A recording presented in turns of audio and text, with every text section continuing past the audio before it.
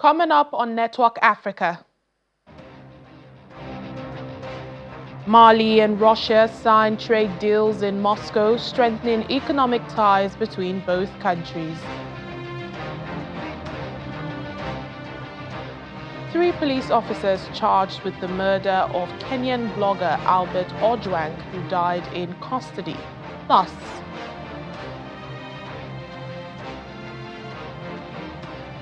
the Central African Republic issues statement on President Faustin Assange Touadera's health, claiming he's not seriously ill.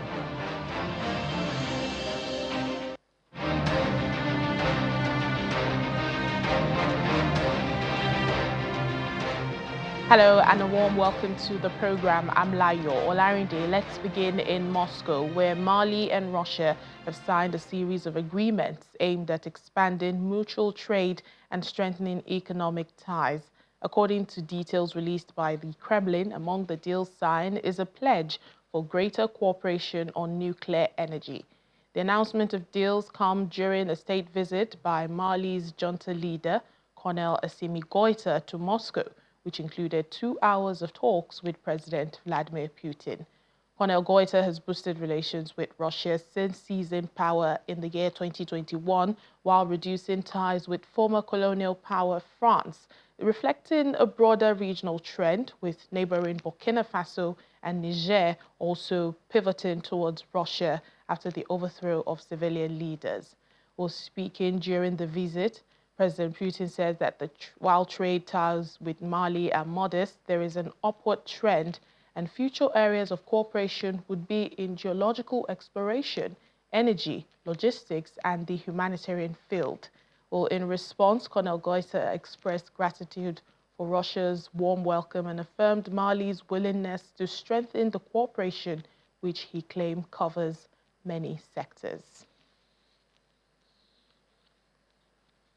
Let's head now to Hangzhou in China, where Senegal's Prime Minister Ousmane Sonko has applauded what he calls Beijing's clear-sightedness and vision of a multipolar world during a visit aimed at strengthening bilateral cooperation between Senegal and China.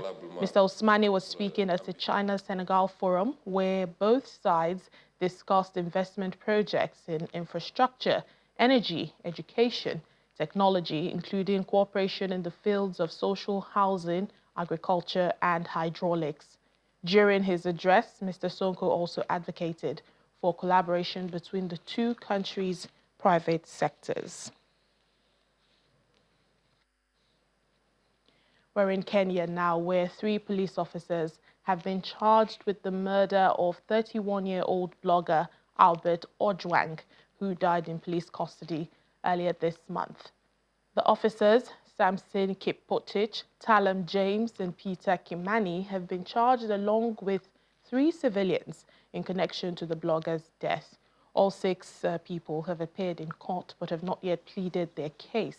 Well, let's get more updates on this. Joining us now is Kenyan journalist Cyrus Ombati. He joins us from Nairobi. Hello, Cyrus. Thank you for speaking to us on the program. Can you give us an update on how, developments have been unfolding, especially court proceedings on Monday? Oh, well, thank you so much for me the show. I'm actually on the streets, and the street is set for tomorrow's protest. And so as you have said very clearly about tomorrow's planned, or rather, protest because of a case that happened. One who filed this complaint against the late blogger, and we've seen him step aside, and he's denied any wrongdoing in connection to the killing. Is he being investigated in this case? Yeah, he's being investigated. I do not know. And that's why it has elicited so much anger among Kenyans. Then the Kenyans that's what they have. I told you earlier on, Kenyans are angry because of this murder of Mr. Juang, and it came at a time when Kenyans are marking a year since we had a very brutal, rather violent protest last year to oppose a finance bill which was being pushed then. Indeed, Cyrus, and Nairobi has seen a barrage of protests this week, and that's from the death of this blogger. And last week we also saw this protest led to the shooting of another civilian, a street vendor who was shot at close range. What is the update on, his health and also the arrest of that police officer? Well, the vendor is in hospital in a cabbage state because the bullets went through his ear to the brain, and part of the sharpness are kind of stuck in the brain. So the doctor said, in as much as in his ICU is in a bad state, even if he recovers, as according to the doctors, he can't remember many things. So he lost so much in terms of memory. Then the policemen who were involved in this thing, they were taken to court and they held for 2 weeks pending further investigation. So we wait to hear what to come. All right then, Cyrus, thank you so much. Cyrus Mbati, a Kenyan journalist in Nairobi. Thank you for your time. Thank you for me this show. Officials in the Central African Republic are reassuring the public and its citizens that there is no cause for alarm on the health of President Faustin Assange Touadera. Authorities have issued a statement saying the president is not seriously ill, but simply took advantage of a scheduled trip to carry out a medical checkup.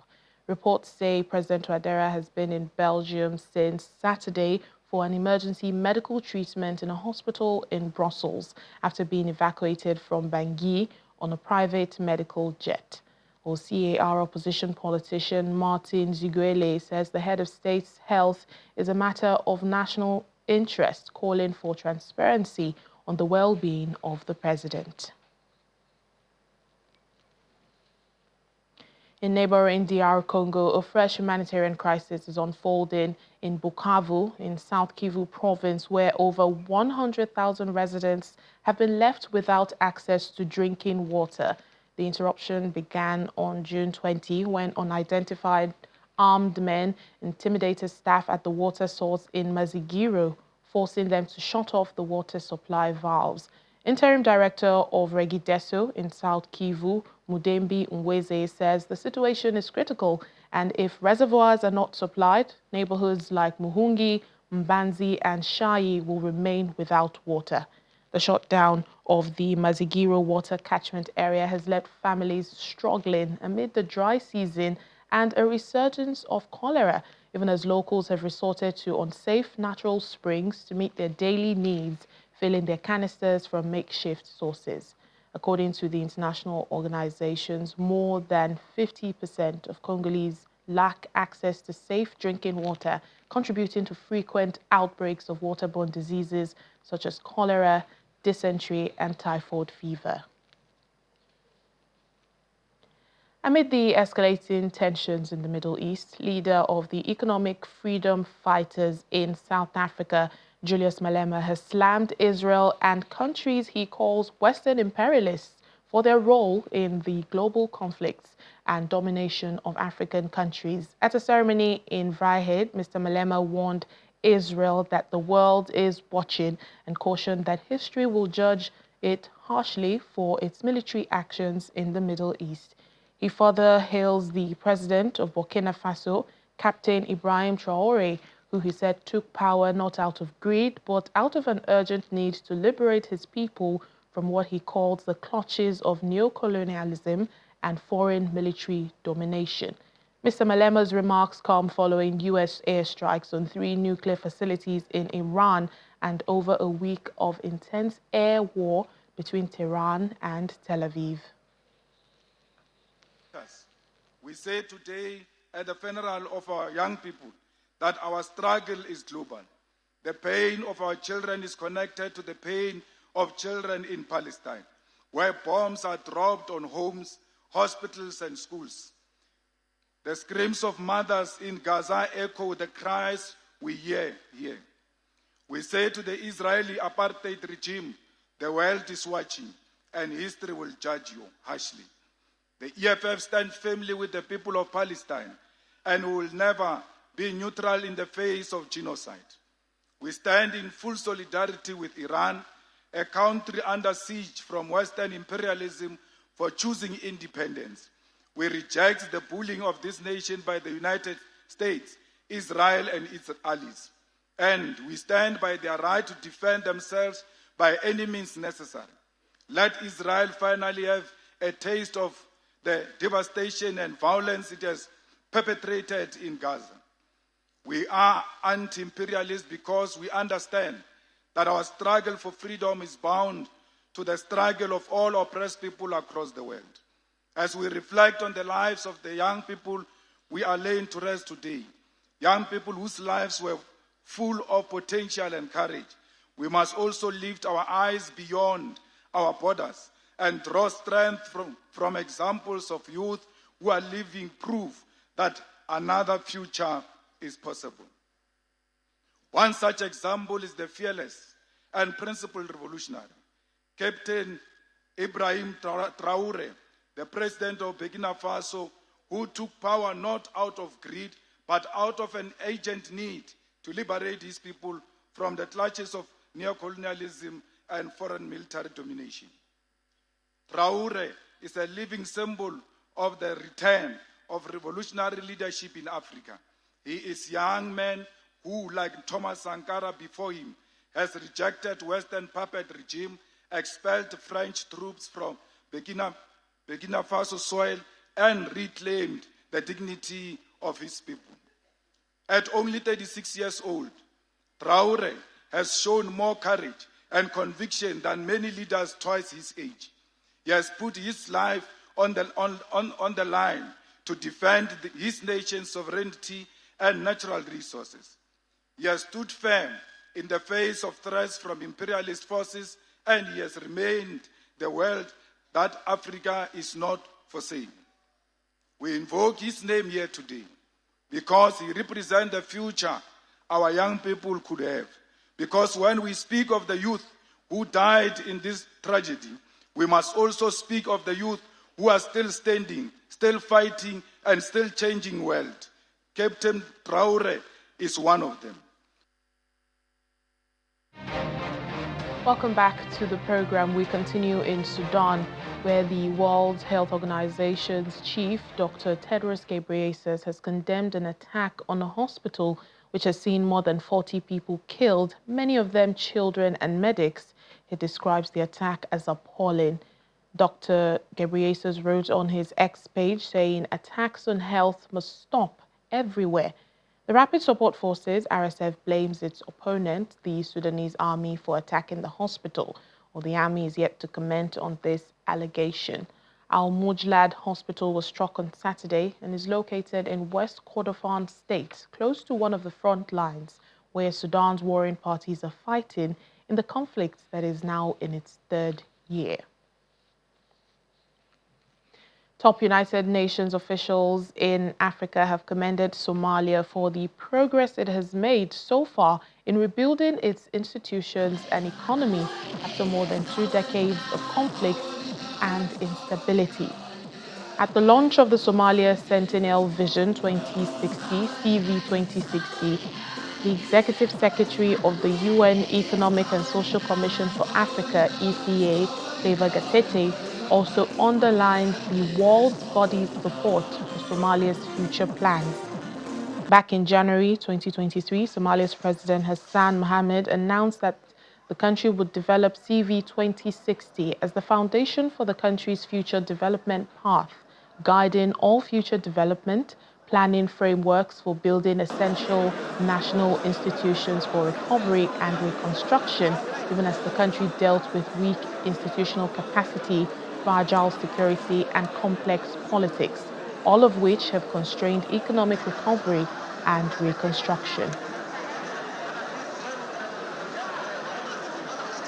We are convening today against the backdrop of the deeply uncertain world marked by climate volatility, geopolitical conflict, and economic instability.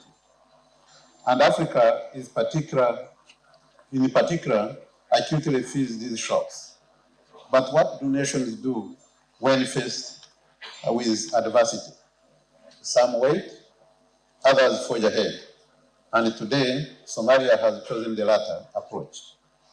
Through the Centennial Vision 2060, the country is reclaiming its voice, rewriting its story, and reinventing its future with collective resolve. The UN country team is aligning its own development programming with this vision and with the plan through our upcoming cooperation framework, focusing on the areas of transformational governance. Agility to resilience, and from recovery to a prosperous future by its centenary.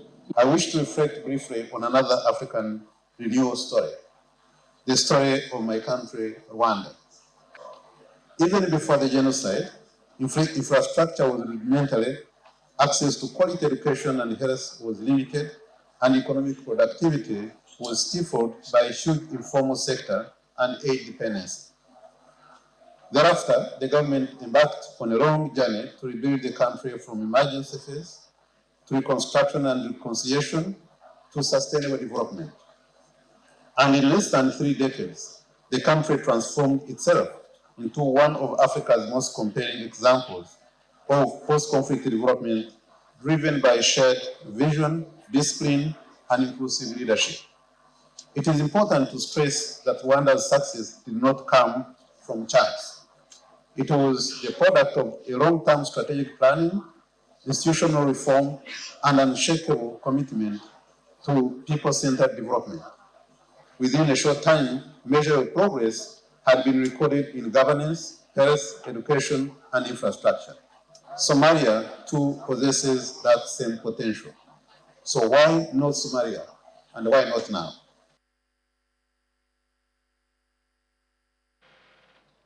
Here in Nigeria, the National Emergency Management Agency, NEMA, has been engaging communities across the country, emphasizing the importance of awareness and preparedness in the face of tanker accidents and flooding. In Lagos, the agency's officials have been engaging tanker drivers and residents of flood-prone communities, focusing on safety protocols, accident prevention, and emergency response strategies. Trailer and tanker-related incidents, often accompanied by fires, remain a significant emergency concern in Nigeria. These events frequently result in loss of life and extensive property destruction, underscoring the urgent need for proactive safety measures.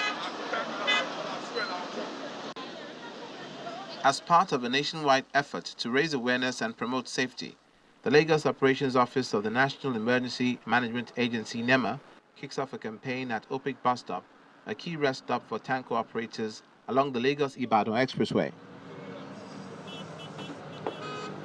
In collaboration with emergency management volunteers from the National Youth Service Corps, NEMA officials distribute educational material to tanker drivers and the public.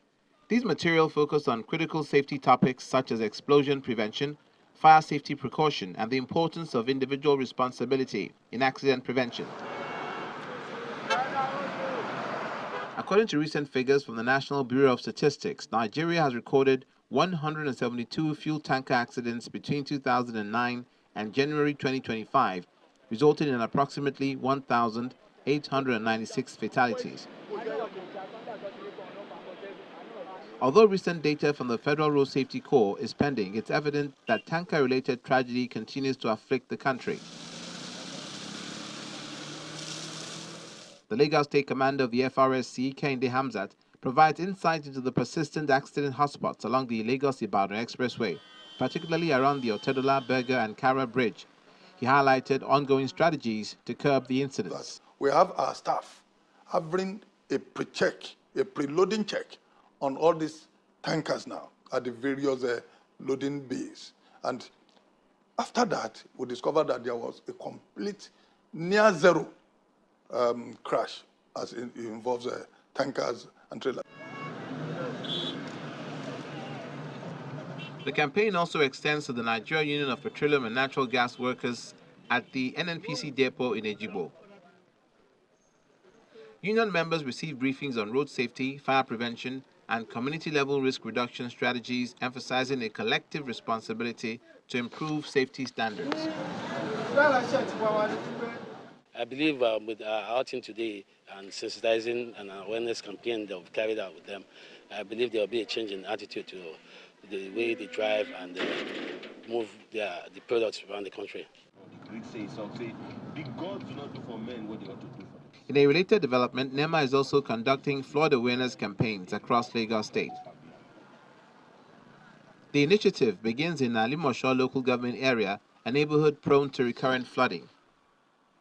Residents receive educational material and engage directly with officials on flood preparedness, early warning signs, and community-based response strategies.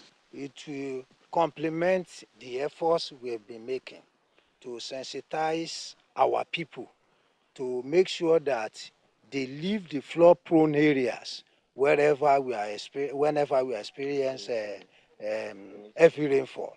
Some parts of the Kishagun community has really been impacted by flood over the years. Some of them, even despite annual sensitizations being carried out, they still remain and stay put. But over time, I think they are beginning to see that it's important for them to relocate when the time comes and then return when the flood has subsided. Despite government intervention, residents express frustration over persistent flooding exacerbated by the Ebeson Canal that traverses the area. Look at it. We did not see part of a contractor in this area at all. No dredging, no casting, no nothing. So we are appealing to the government to help us do meaningful things in our area to save our soul. When last was this space dredged? 2.5 years, getting to 3 years ago now. As Lagos continues to grapple with these safety and environmental challenges, the collaborative efforts of government agencies, community leaders, and residents remains vital. As we end the program today, it's a joyful and emotional reunion amongst celebrations at the border between Ethiopia and Eritrea as communities from the frontier villages come together for the first time in 5 years. Separated by the closed border since the outbreak of the 2020 conflict in Ethiopia's northern Tigray region and subsequent political tensions, the coming together marks a symbolic moment of peace and reconciliation. The reunion of families and friends took place in the Ethiopian town of Zalambesa in the presence of village elders and religious leaders. The move to reopen a section of the border was organized by local activists and community figures without the official backing of the authorities on either side, while those behind it indicate that they had the blessing from officials in Tigray and Eritrea, or many at the celebration describe it as an emotional and long overdue gathering. And that's it on the program for today. Thank you so much for watching. I'm Layo Olarinde.